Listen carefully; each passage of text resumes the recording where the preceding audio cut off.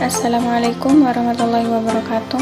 Saya Nurafni Mega Putri, NIM 202101010032. Di sini saya akan menjelaskan tentang pengertian evaluasi pembelajaran PAI. Istilah evaluasi berasal dari bahasa Inggris yaitu evaluation yang berarti penilaian.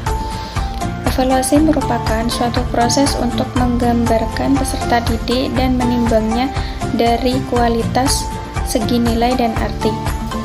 Evaluasi pembelajaran yaitu suatu proses atau kegiatan yang sistematis, berkelanjutan dan menyeluruh dalam rangka pengendalian, penjaminan dan penetapan kualitas pembelajaran. Sedangkan evaluasi pembelajaran PAI yaitu suatu kegiatan untuk menentukan taraf kemajuan seorang peserta didik dalam materi pendidikan agama Islam. Jadi intinya, evaluasi pembelajaran PAI yaitu suatu proses atau kegiatan untuk mengukur tingkat pemahaman atau tingkat penguasaan materi dari peserta didik dalam kegiatan belajar mengajar yang telah dilakukan sebelumnya. Mungkin itu saja dari saya, kurang lebihnya mohon maaf. Wassalamualaikum warahmatullahi wabarakatuh. Assalamualaikum warahmatullahi wabarakatuh. Perkenalkan, nama saya Leli Yonika Dori, NIM 202101010044. Di sini saya akan menjelaskan tentang jenis-jenis evaluasi pembelajaran. Jenis-jenis evaluasi pembelajaran yaitu jenis evaluasi berdasarkan tujuan dibedakan atas 5 jenis evaluasi, yaitu yang pertama, evaluasi diagnotis. Evaluasi ini adalah evaluasi yang ditujukan untuk menelaah kelemahan-kelemahan beserta faktor-faktor penyebabnya. Yang kedua yaitu evaluasi selektif. Evaluasi selektif adalah evaluasi yang digunakan untuk memilih siswa yang paling tepat sesuai dengan kriteria program kegiatan tertentu. Yang ketiga yaitu evaluasi penempatan. Evaluasi penempatan adalah evaluasi yang digunakan untuk menempatkan siswa dalam program pendidikan tertentu yang sesuai dengan karakteristik siswa. Lalu yang keempat yaitu evaluasi formatif.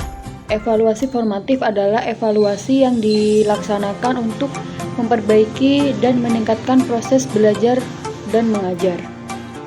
Yang terakhir yaitu evaluasi sumatif. Evaluasi sumatif adalah evaluasi yang dilakukan untuk menentukan hasil dan kemajuan berkarya siswa. Jenis yang kedua yaitu evaluasi berdasarkan sasaran. Yaitu yang pertama yaitu evaluasi konteks. Evaluasi yang ditujukan untuk mengukur konteks program baik mengenai rasional tujuan. Yang kedua yaitu evaluasi input. Evaluasi yang diarahkan untuk mengetahui input baik sumber daya maupun strategi yang digunakan untuk mencapai tujuan. Yang ketiga yaitu evaluasi proses.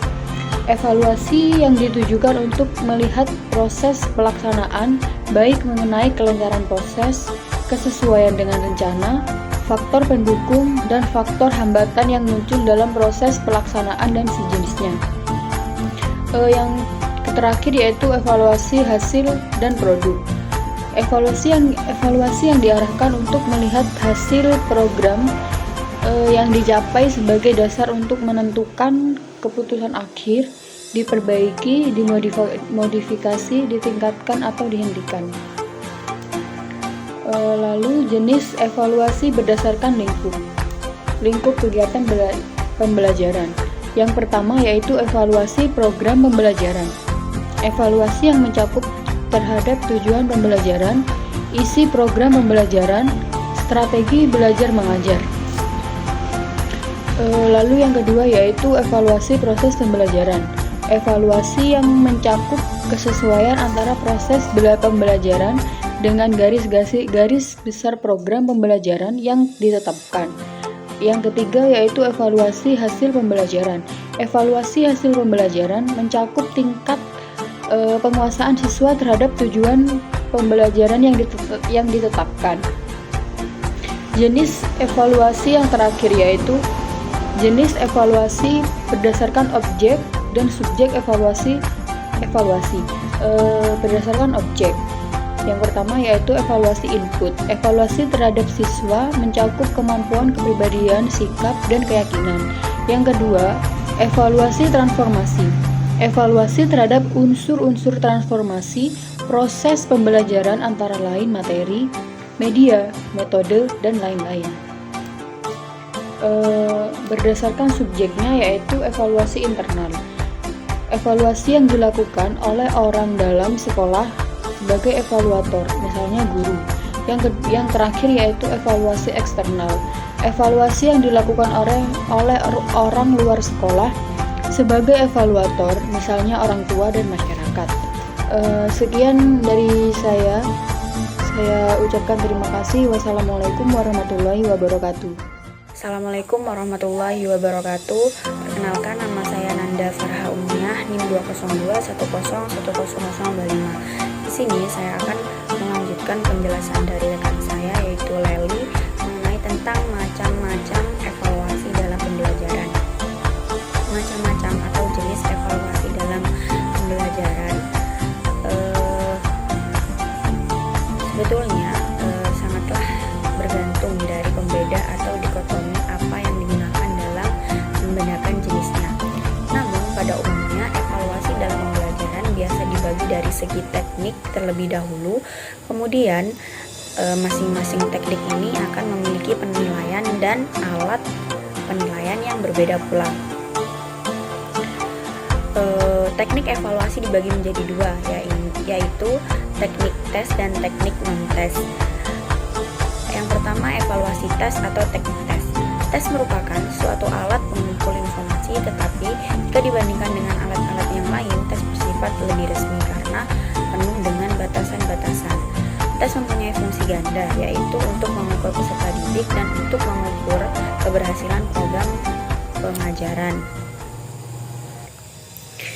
Evaluasi jenis tes sendiri ini sebenarnya dapat dibagi setidaknya menjadi dua jenis, yaitu tes uraian atau isai dan tes objektif.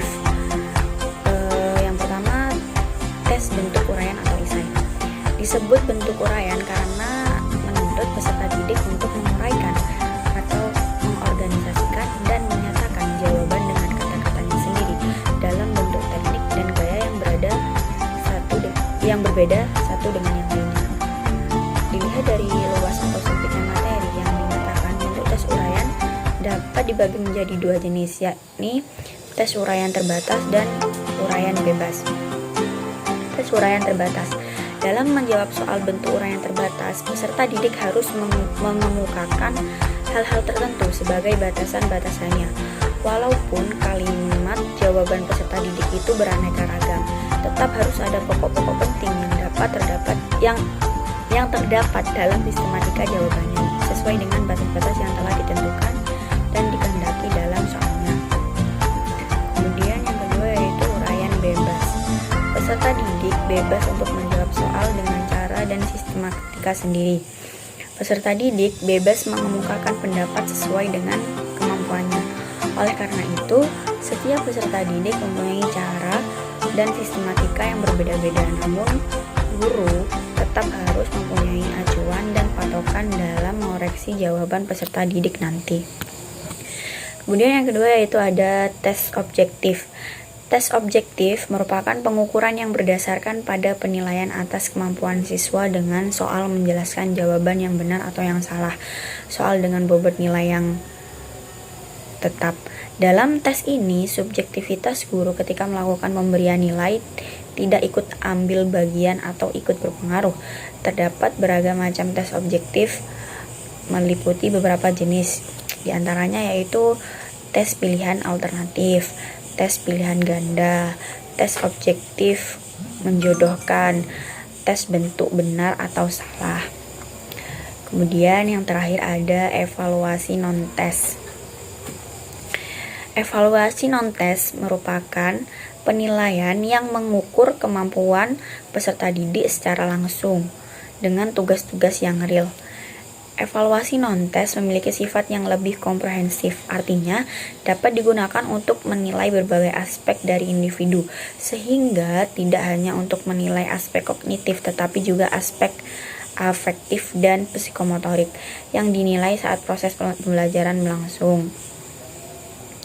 Beberapa jenis evaluasi non-tes adalah sebagai berikut, yaitu yang pertama skala bertingkat.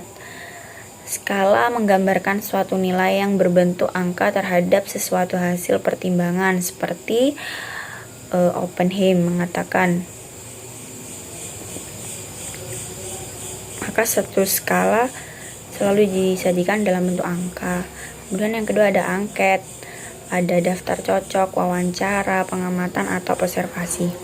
Mungkin itu saja penjelasan dari saya, kurang lebihnya saya mohon maaf yang sebesar-besarnya.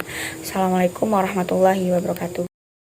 Assalamualaikum warahmatullahi wabarakatuh. Nama saya Al-Firdaus Nuzulan, NIM saya 20210101000006. Di sini saya akan sedikit menjelaskan tentang evaluasi pembelajaran berbasis HOTS. Evaluasi yang berorientasi pada HOTS yaitu suatu proses pengumpulan data dan informasi sebagai bahan pertimbangan dalam mengambil keputusan dalam strategi pembelajaran yang menggunakan proses berpikir tingkat tinggi yang mendorong peserta didik mencari dan mengeksplorasi informasi secara mandiri sehingga peserta didik dapat berpikir secara kritis, kreatif, dan inovatif dan mampu menyelesaikan masalah. Penilaian berbasis kelas merupakan suatu langkah penilaian guru terhadap siswa untuk mengetahui hasil capaian pembelajaran siswa setelah mempelajari beberapa kompetensi dasar melalui ulangan harian, tes, dan lain sebagainya, sehingga didapatkan informasi tentang tingkat keberhasilan pada kegiatan pembelajaran yang dilakukan. Penilaian berbasis kelas yang berorientasi HOTS sangat penting untuk diimplementasikan dalam kegiatan pembelajaran di kelas dengan tujuan untuk peserta didik akan mampu berpikir secara kreatif, kritis, inovatif, berargumen, menyelesaikan masalah, dan keahlian dalam mengambil keputusan, khususnya pada materi tentang pendidikan agama Islam. Selanjutnya yaitu karakteristik evaluasi yang berorientasi pada HOTS. Yang pertama yaitu mengumpulkan kemampuan berpikir tingkat tinggi. Yang kedua, berbasis permasalahan konseptual materi atau soal dalam HOTS. Yang ketiga, aspek penilaian berupa penilaian sikap. Dengan begitu, untuk mengetahui informasi perilaku peserta didik. Yang keempat yaitu bersifat divergen. Yang kelima, menggunakan multi presentasi. Yang keenam, menggunakan bentuk soal yang beragam. Selanjutnya, manfaat evaluasi yang berorientasi dari HOTS. Yang pertama yaitu siswa akan mendapat pengetahuan yang lebih mendalam, dapat berpikir kritis, kreatif, dan dapat memecahkan masalah. Manfaat yang kedua yaitu siswa akan mendapatkan pengalaman nyata karena berkaitan dengan konsep konseptual. Yang ketiga yaitu cara berpikir siswa akan lebih luas karena siswa dapat berargumen sesuai dengan sudut pandang yang dimilikinya. Sekian dari saya. Wassalamualaikum warahmatullahi wabarakatuh. Assalamualaikum warahmatullahi wabarakatuh. Saya Husnul Fitri Febianti dengan NIM 2021010101049. Pada kesempatan kali ini saya akan menjelaskan mengenai LOTS atau Lower Order Thinking Skill. Lower Order Thinking Skill atau LOTS jika diartikan dalam bahasa Indonesia adalah keterampilan berpikir tingkat rendah. LOTS yang merupakan sebuah kemampuan berpikir siswa secara fungsional pada dasarnya mengacu pada metode atau sistem pembelajaran. Evaluasi pembelajaran pendidikan agama Islam berbasis LOTS yaitu suatu proses pengumpulan data dan informasi sebagai bahan pertimbangan dalam mengambil keputusan dalam strategi pembelajaran untuk mengasah kemampuan berpikir siswa secara fungsional dalam pembelajaran pendidikan agama Islam di sekolah. Kegiatan pembelajaran yang menggunakan teknik LOTS akan akrab dengan kegiatan mencatat, menyalin, meniru, menghafal, mengingat, dan mengikuti arahan baik dari teman yang dinilai lebih pintar ataupun arahan dari seorang guru atau tenaga pendidik. Karakteristik soal LOTS yang pertama hanya menghendaki kemampuan mengingat memori pengetahuan yang telah diajarkan. Kemudian yang kedua, pertanyaan-pertanyaannya biasanya lebih mengarah pada definisi teori atau konsep saja.